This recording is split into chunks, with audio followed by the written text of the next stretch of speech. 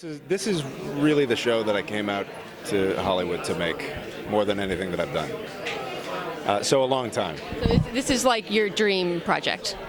Yeah, I mean it's look, I love comedy, I love sci-fi, and to try and exist in both worlds is a challenge, but to do it in an hour-long format is an absolute joy, and I there's a certain kind of aspirational, hopeful, optimistic sci-fi that hasn't really been done in 15, 20 years. I mean, Star Trek did it for a long time, and then they evolved into something different.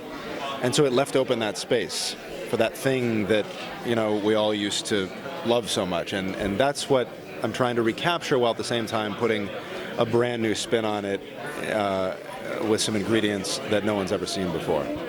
To follow up on that question, it's being billed as a dramedy, which is some mix of comedy and sci-fi. But on the scale of Family Guy to Cosmos, right? Where does the Orville fall? It's somewhere in the middle, probably leaning maybe a little more towards Cosmos, but it's somewhere in the middle. It's not Family Guy. It's very different than Family Guy. I'll put it that way. It's tonally it's its own beast. It's been said that you guys want to tackle some sort of allegorical, issues, real day-to-day issues, sort of like Star Trek has done. What would be an example of something that the crew of the Orville might experience or tackle? I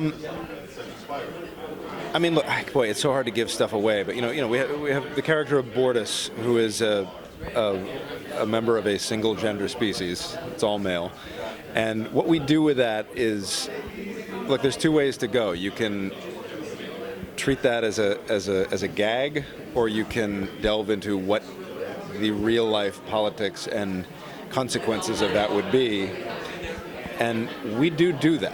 We these characters are set up for a reason. They're in the way that they are the way that they are for a reason. We want characters that allow us to tell legitimate sci-fi stories that include an element of comedy, but at the same time, we are an hour-long show. We're an episodic show, so each episode has its own beginning, middle, and end. It's not a serial.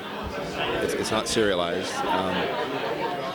But we do take the job seriously of telling actual sci-fi stories that have relevance.